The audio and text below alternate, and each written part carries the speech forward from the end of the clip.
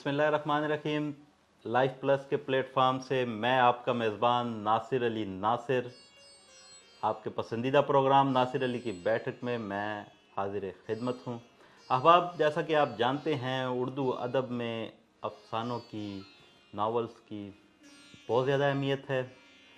अहबाब, माजी में भी बहुत सारे अफसाने लिखे गए और अभी भी लिखे जा रहे हैं। इसी तनाजुर में हमारे साथ आज मौजूद हैं नौजवान नस्ल की नुमाइंदा लिखारी मोहतरमा फ़ातिमा उस्मान। आज हम इनसे भरपूर गुफ्तगू करेंगे। आइए मिलते हैं फ़ातिमा उस्मान से। अस्सलाम वालेकुम फ़ातिमा। वालेकुम अस्सलाम। आप ठीक हैं, खैरियत से हैं? बहुत शुक्रिया नासिर, मैं बिल्कुल खैरियत से। आप बताएं, आप खैरियत से? जी, अल्लाह का शुक्र है, अल्हम्दुलिल्लाह। आपका बहुत शुक्रिया, आपने वक्त निकाला, बहुत आप शुक्रिया तशरीफ़ आपका, लाईं। मुझे इनवाइट करने का शुक्रिया। बहुत शुक्रिया। अच्छा, आप एक उम्दा अफसाना निगार हैं। आप इंग्लिश में भी लिखती हैं। आपने बहुत सारे अफसाने, अभी आपकी हाल ही में किताब भी मंजर आम पर आई, आज़ारगाह के नाम से। आज़ारगाह के नाम से, जी और कुछ चीज़ें आपकी आने वाली हैं। जी। तो आप कुछ अपने बारे में नाज़रीन जानना चाहेंगे कि आप आने वाले वक्त में क्या लिखना चाह रही हैं और क्या लिख रही हैं? नासिर, अभी तो जब शुरुआत मैंने की थी तो तब तो मैंने इंग्लिश पोइट्री से की थी। जी अभी फ़िलहाल इंग्लिश पोइट्री की एक किताब मेरी बिल्कुल पब्लिकेशन में मौजूद है इस वक्त। उसके एक उससे गुज़र रही है, बस पब्लिश होने के जो मराहिल होते हैं उनको तय मराहिल कर होते रही हैं। है। जी और एक मेरा नावल अंडर कंप्लीशन है, वो भी इंग्लिश का है। अच्छा, माशाल्लाह। आज़ारगाह के बाद मुझे लगा था कि मैं 3-4 साल तक अब अफसाने और नहीं लिख पाऊँगी, क्योंकि आज़ारगाह ने बहुत ही खून निचोड़ लिया था मेरा। बहुत मैंने एक एक अफसाना जो है उसका एक एक टॉपिक जो था वो, क्योंकि माशरती पहलू होते हैं मेरी जी जी नज़र में। जो लिखना अफसाने का एक जवाज़ होना बहुत ज़रूरी है। ये बिल्कुल मेरा सही। अपना एक ज़ाती ख़्याल है, हो सकता है मैं गलत भी हूँ। लेकिन मुझे ये लगता है कि अगर अफसाने का जवाज़ मौजूद नहीं है तो वो अफसाना अफसाना नहीं है। हाँ, तो माशाल्लाह। अब जब आप इतनी तकलीफ़ उठा के एक सफ़र तय करते हैं, जब आज़ारगाह आई, उसका नाम भी मैंने आज़ारगाह जी रखा, तो उसके बाद मुझे लगा था कि अभी नहीं, लेकिन नहीं, हमारा माशरा शायद ऐसा है या दुनिया ऐसी है या हम शायद इतने सेंसिटिव होते हैं कि हम तक इस तरह के वाक़यात पहुंचते रहते हैं जो जिनको लिखे बगैर हम रह नहीं सकते। मुझसे तो नहीं रहा जाता। तो अभी मेरी किताब अफसानों की भी मेरे अभी काम कर रही हूँ उसके ऊपर। इंशाल्लाह जल्द वो भी पब्लिकेशन में चली जाएगी। अच्छा, माशाल्लाह।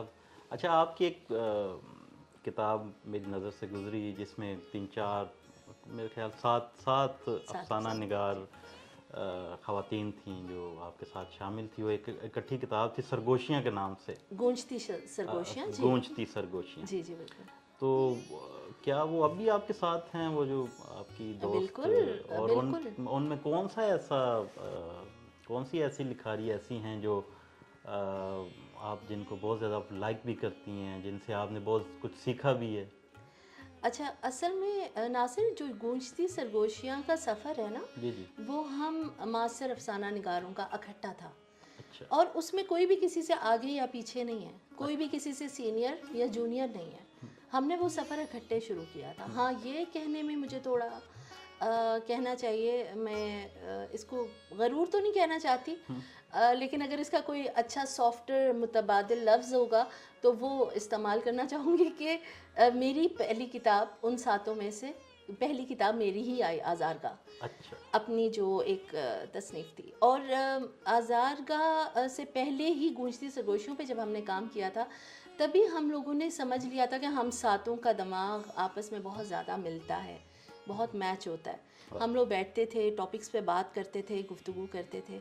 और अभी भी बहुत सारी उनमें से 2 ख़वातीन हैं अफसाना निगार, जो जिसमें सफ़िया शाहिद है और सुमेरा नाज़ है, फ़रहीन खालिद है। ये लोग अभी भी लिख रही हैं। अच्छा और सफ़िया शाहिद की किताब आने का अब इम्कान है, अल्लाह करेगा उसकी भी जल्द आ जाए। अच्छा। अच्छा, तो जी आपके साथ उसमें वो अबसार फातिमा भी थी? जी बिल्कुल। अबसार फातिमा के तो नावल भी काफ़ी आ चुके हैं, और वो क्योंकि पहले से लिख रही थी, अच्छा।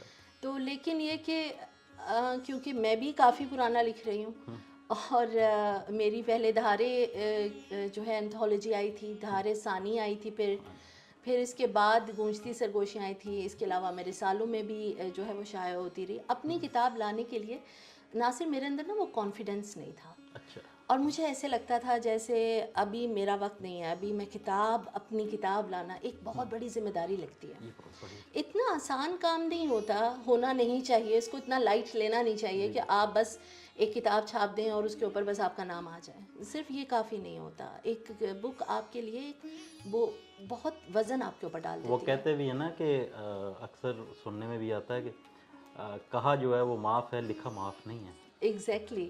اور آپ کو اپنے ہر حرف کو جو ہے وہ اون کرنا پڑتا آن ہے. کرنا.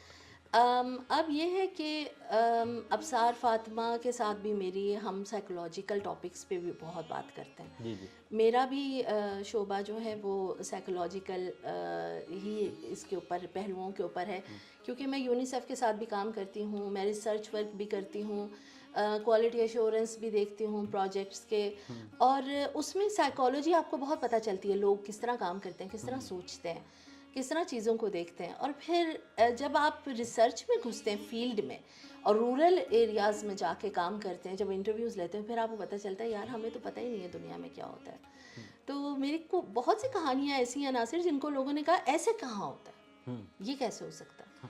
تو اگر ایسے نہیں ہو سکتا تو پھر یہاں تک کیسے آئی ہے، وہ حرف میں کیسے تبدیل ہو گئی، وہ دکھ یا درد جو تھا وہ ایک حرف کیسے بن گیا اگر وہ موجود نہیں ہے تو. واہ واہ واہ.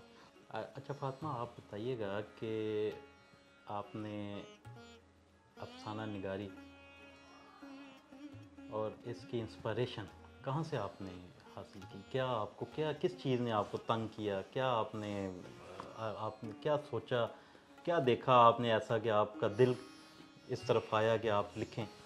اٹس ریئلی سرپرائزنگ کہ آپ نے یہ لفظ استعمال کیا کہ کس چیز نے آپ کو تنگ کیا. اور میرے جو آزارگاہ جو کتاب ہے اس کے پیش لفظ میں بھی حمید شاہ صاحب نے بھی میرے بارے میں یہ لکھا ہے کہ فاطمہ عثمان دل بہلانے کو افسانے نہیں لکھتی. انہیں کوئی ٹاپک، کوئی بات، کوئی پہلو تنگ کرتا ہے زندگی کا اور پھر وہ اس کو افسانے میں ڈھالتے ہیں. میں نے لکھنا جو ہے وہ تو شروع بہت چھوٹی عمر سے کر دیا تھا. میرا خیال ہے میں 13-14 سال کی تھی.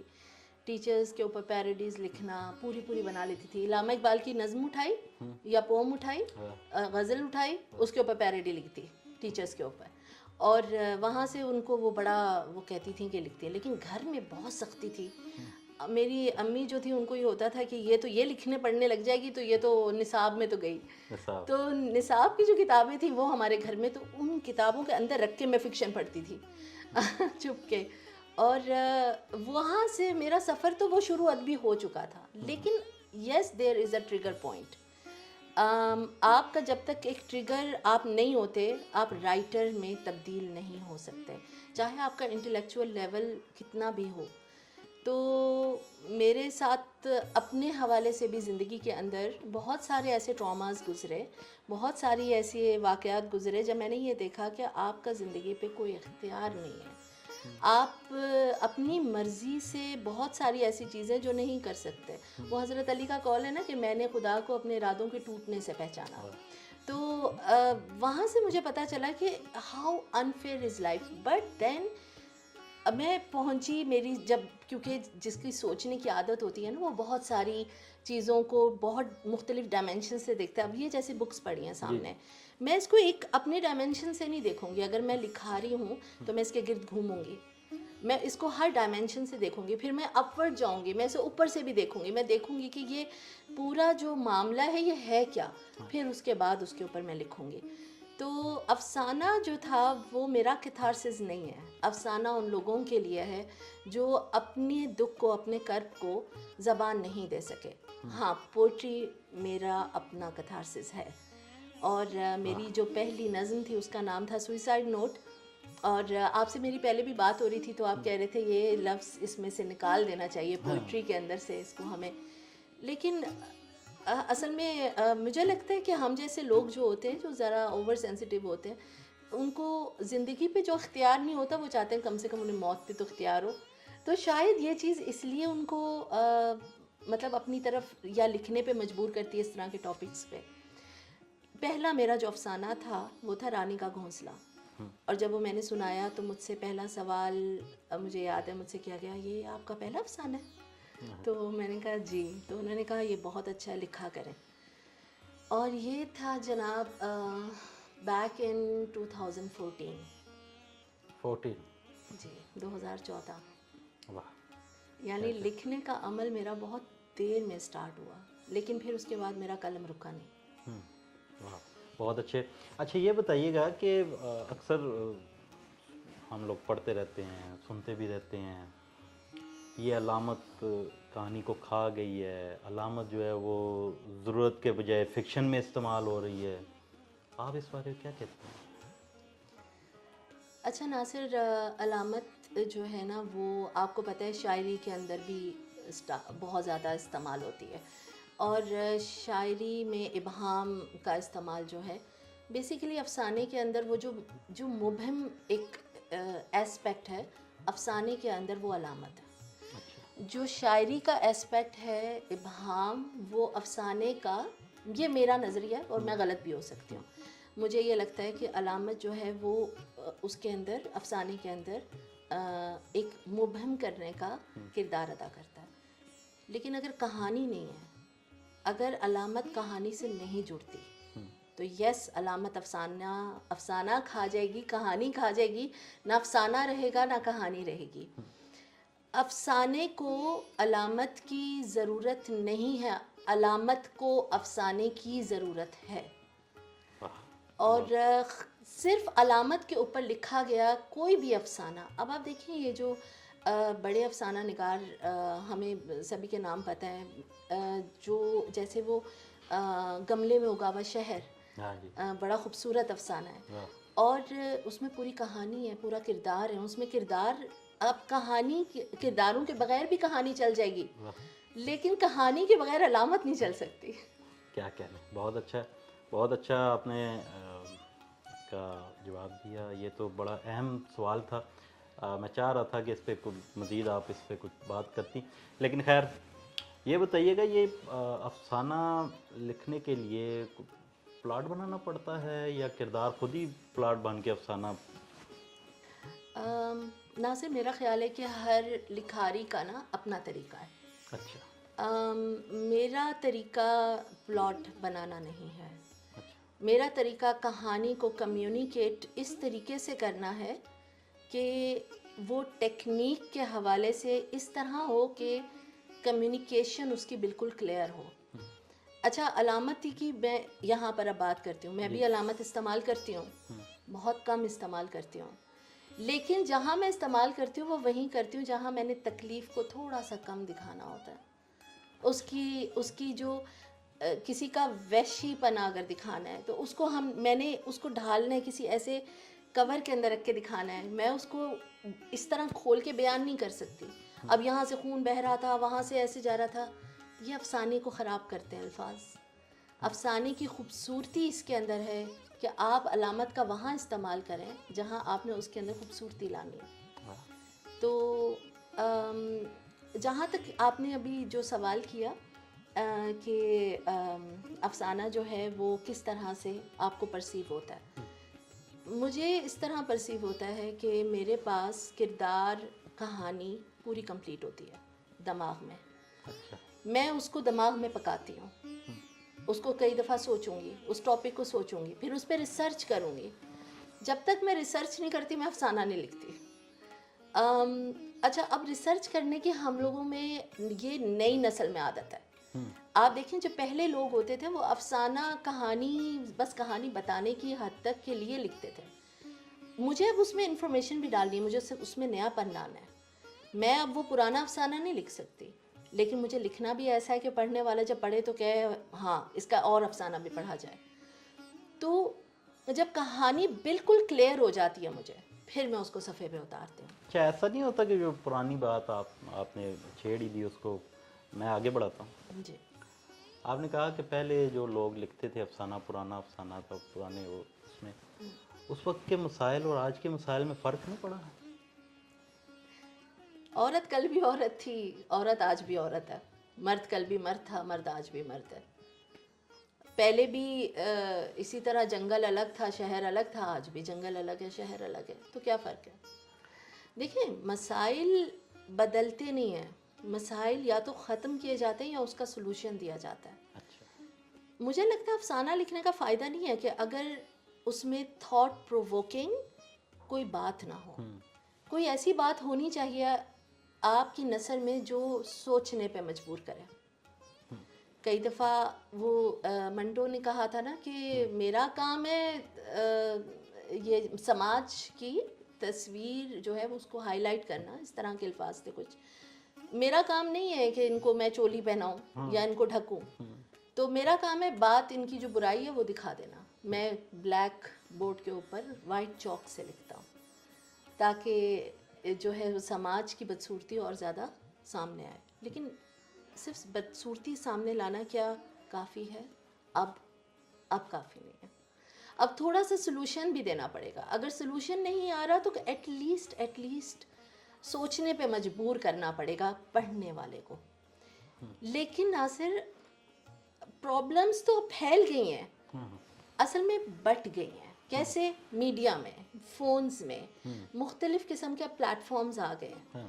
تو اس کے اندر ہمیں لگتا ہے کہ یہ تو پرابلمس سمٹ رہی ہیں, سمٹ نہیں رہی, یہ پھیل رہی ہیں. بلکہ پہلے جو لکھنے والے تھے, آپ سمجھیں کہ یہ ایک ٹیبل ہے, ٹیبل کے اوپر پرابلمس رکھی ہیں, تو ان کی اگر سمجھے 10 پڑھے تھے نا, تو ہمارا پورا کمرہ بھرا ہوا ہے مختلف پرابلمس کے ساتھ. ہم کہاں کہاں دیکھیں گے. لیکن اب ہم نے جب اسے اکٹھا کرنا ہوتا ہے تو پھر ایک افسانے کے اندر اس کو پرونا پڑتا ہے. جب آپ اسے افسانے میں پروتے ہیں تو پھر آپ کو ایسے لگتا ہے کہ ہاں اب میں نے یہ کام اس کو تھوڑا سا سمیٹ لیا. لیکن نہیں, یہ پرابلمز اس طرح کی ہیں جو رہیں گی, کیا بات ہے, ازل سے ہیں اب تک رہیں گی. بہت اچھی بات آپ نے کی. آج آپ نے سوشل میڈیا کا ذکر کیا, اسی کو آگے لے کے چلتے ہیں. سوشل میڈیا کے نقصانات اردو ادب پہ, افسانے پہ, ناول پہ, کسی بھی صنف لے لیں, کوئی بھی ہے, کس حد تک آپ دیکھتی ہیں کہ اس نے نقصان پہنچا ہے سوشل میڈیا نے؟ میں سمجھ رہی ہوں سوشل میڈیا میں آپ کا مطلب ہے ٹک ٹاک, فیس بک, اے آئی بھی. اچھا, اب اے آئی کے حوالے سے میں ذرا بعد میں بات کرتی ہوں. جی. پہلے تو میں یہ ناصر کہنا چاہوں گی کہ دیکھیں آپ خود بھی اس چیز پہ ذرا غور کیجیے گا کہ لٹریچر کی ڈیفینیشن چینج ہو گئی ہے. اچھا, ہم بات صرف نقصانات نہیں, فوائد پہ بھی کر رہے ہیں. ٹھیک ہو گیا. لٹریچر کی آپ دیکھیں کہ ڈیفینیشن اب چینج ہو گئی ہے. پہلے لٹریچر کیا تھا؟ چھپی جو بھی چیز چھپ گئی ہے وہ ہے. لیکن اب نہیں ایسا. Print media is not the only literature. There is oral literature, there is story telling, there is story کو جو شوٹ کرنا ہے وہ بھی لٹریچر کا حصہ بن رہا ہے. اب لٹریچر کے اندر آلریڈی میڈیا تو شامل ہو چکا. تو لٹریچر کا نقصان کیا ہے؟ بک ایک چوائس ہے, آپشن نہیں ہے. یہ ہر انسان کی اپنی چوائس ہے کہ وہ کس چیز سے وہ کانٹینٹ کنزیوم کرنا چاہتا ہے. ہمیں لگتا ہے کہ موبائل جو ہے اب وہ آگے اب کتاب نہیں رہے گی. لیکن آپ یقین کریں میرا کہ میری ریسرچ جتنی, میں سائیکالوجی کو اس وقت دیکھتی ہوں, بچوں کی بھی پڑھتی ہوں, ابھی میں نے بلکہ ایک ڈاکٹریٹ بھی کمپلیٹ کیا ہے سائیکالوجی میں. تو میری اس کے مطابق سوچ اور سمجھ کے مطابق بہت جلد آپ موبائل فونز آپ کو نیچے پڑے نظر آئیں گے. پیرنٹس اس کے اوپر, ہم پیرنٹس کو ٹرین کر رہے ہیں, پیرنٹس اس پہ کام کر رہے ہیں کہ بچوں کو کسی بھی صورت ہم موبائل نہ دیں. تو کتاب رہے گی. جب کوئی مجھ سے یہ پوچھتا ہے کہ کتاب کا تو دور نہیں رہا تو آپ افسانے کیوں لکھتی ہیں, اب افسانے لکھنے کا کیا فائدہ, تو میں بہت حیران ہوتی ہوں. کتاب بھی بھلا کبھی جا سکتی ہے, ہاں سمٹ کے کسی ٹیب میں آ سکتی ہے, لیکن یہ نہیں ہو سکتا کہ کتاب کا دور چلا جائے. پھر اٹس اے چوائس. کتاب جو ہے وہ آپ کے پاس ایک آپشن نہیں ہے کہ یہ پڑھ لیں یا وہ پڑھ لیں. کتاب چوائس ہے. بائی چوائس آپ کے اندر یہ چیز ہوتی ہے کہ میں نے کتاب پڑھنی ہے. اب میری بیٹیاں ہیں ناصر, آپ یقین کریں ہم لوگ کہیں ٹریولنگ پہ نکلتے ہیں, دونوں کے ہاتھوں میں بکس ہوتی ہیں. بہت اچھا. کیونکہ انہوں نے مجھے دیکھا ہے نا, جو بچے سیکھتے ہیں دیکھتے ہیں وہی انہوں نے اڈاپٹ کرتے ہیں اور اسی کو وہ پریکٹس کرتے ہیں. بالکل صحیح, بہت اچھی بات. بہت اچھا. آپ نے اے آئی کے بارے میں اے آئی کے بارے میں بالکل میں بھول گئی تھی. اچھا کہ آپ نے یاد دلا دیا. اے آئی کس حد تک اردو ادب کو ڈیمیج کر سکتا ہے؟ مجھے لگتا ہے اے آئی کسی بھی ادب کو ڈیمیج نہیں کر سکتا. دیکھیں اے آئی خود سے کچھ بھی تخلیق نہیں کرے گا، اور جو کرے گا وہ پہچانا جائے گا. آپ اے آئی کو پہچان سکتے ہیں، آپ اے آئی سے لکھوائیں. ابھی اگر آپ اس کو پریکٹیکلی بھی کر کے دیکھیں تو کوئی بھی آپ اے آئی کی ایپ اٹھائیں اور اس کے اوپر ایک ٹاپک اس کو دیں اور اس سے کہیں لکھ دیں، آپ 1 منٹ میں پہچان جائیں گے کہ یہ ہیومن ٹچ نہیں ہے اس میں. اب اے آئی کا ChatGPT 4 آ گیا ہے، ہاں اب اس کے ورژنز آگے آگے ہوتے جا رہے ہیں، اس میں ہیومن ٹچ بھی آپ کا آ جاتا ہے. اس کے باوجود اٹ کانٹ بی ریئل. دیکھیں جب روبوٹس بننے شروع ہوئے تھے تو لوگوں کو لگتا تھا ایسا روبوٹ آ جائے گا انسان پہچان ہی نہیں سکے گا انسان ہے یا روبوٹ ہے، لیکن ایسا ابھی تک نہیں ہوا. 3D جب بنا تو 3D موویز ایسی آئیں جس کے اندر کیریکٹر ایسے لگتا تھا کہ سامنے آپ دیکھیں تو یہ تو یار انسان ہے یا کہ نہیں ہے. گیمز ایسی ہیں، ایسی گیمز آ گئی ہیں کہ آپ پہچان نہیں پاتے کہ وہ ریئل جگہ پہ شوٹ ہوئی ہیں یا کہ اے آئی نے بنائی ہیں. لیکن ایسا نہیں ہے کہ آپ اس میں سے وہ دھاگے کی طرح کا ایک ڈفرینس ہے بالکل باریک سا، اور اسے آپ نکال نہیں سکتے. ویلیو کس کی ہونی ہے؟ اصل بات یہ نہیں ہے کہ اے آئی کیا کرے گا ادب کے ساتھ، بات یہ ہے کہ ویلیو کس چیز کی ہے. تو اچھا ویلیو آپ تو یہ یہی ہے. آپ نے بہت اچھی بات کی. آپ یہ نہیں سمجھتی کہ سوشل میڈیا نے جہاں چلیں کسی حد تک نقصان پہنچایا ہوگا، اس کے فوائد بھی بہت زیادہ ہیں. بالکل جیسے فوائد کہ ہے. پہلے آپ لکھتے تھے، بھیجتے تھے، جواب آتا تھا، پہنچتی تھی بات، نہیں پہنچتی، اب تو ایک کلک پہ جا رہی ہے.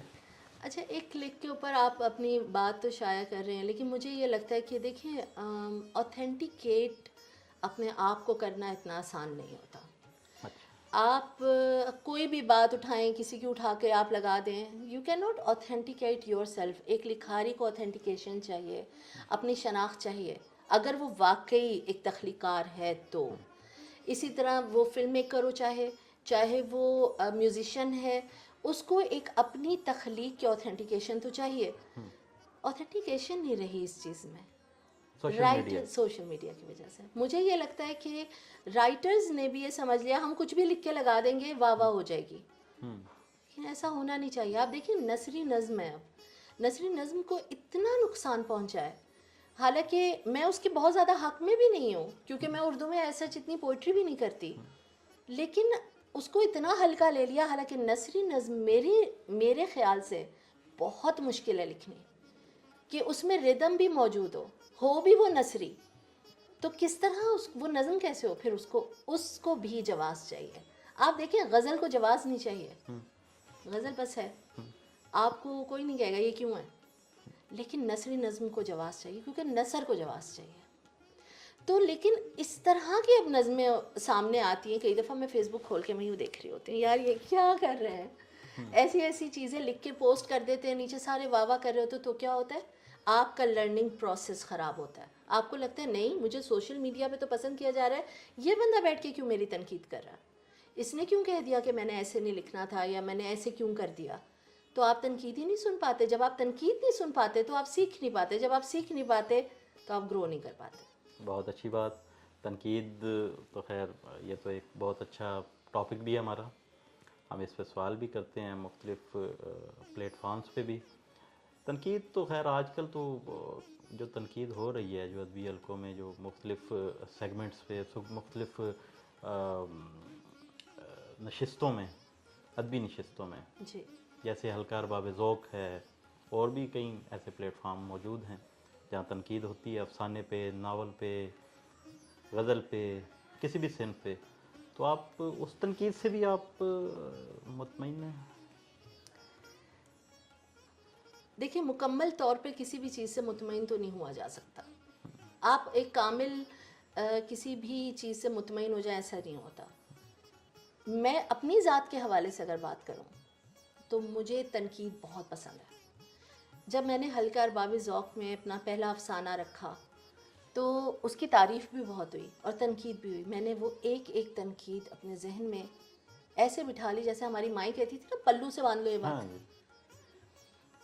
بات دراصل یہ ہے کہ ہماری بھی نوجوان جو نسل ہے اس کے اندر، میں بھی حالانکہ کوئی اتنی ابھی وہ نہیں ہوں، میں بھی نوجوانوں میں ہی شامل ہوتی ہوں، اس کے باوجود میرے ساتھ کی بھی بہت سارے خواتین اور مرد حضرات لکھنے والے لکھاری لوگ، وہ کہتے ہیں ان کو کیا پتہ، یہ اٹھا کے تنقید کر دیتے ہیں، لیکن نہیں، ایسے نہیں ہوتا. دیکھیں، اگر کوئی شخص کسی بھی وجہ سے آپ پہ ایک غلط تنقید، اس کو سمجھ نہیں آئی بات، کیوں سمجھ نہیں آئی، اس کا مطلب آپ کے لکھنے میں کہیں کوئی غلطی رہ گئی ہے.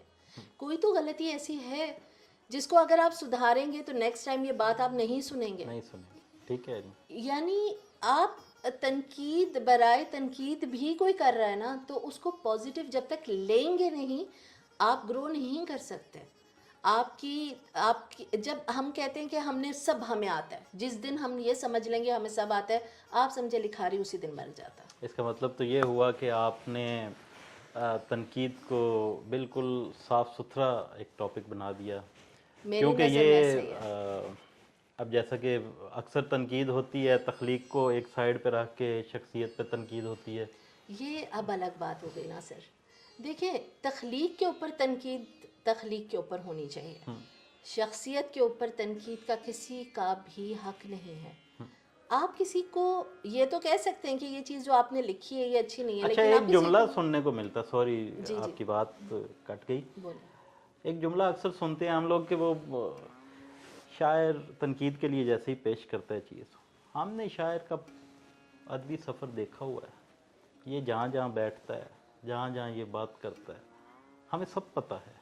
اس لیے ہم اس غزل کو یا اس صنف کو یا ناول کو، افسانے کو، ہم یہ نہیں سمجھتے کہ یہ کوئی اچھا لکھا گیا ہے کیونکہ ان کا ادبی سفر ایسا تھا.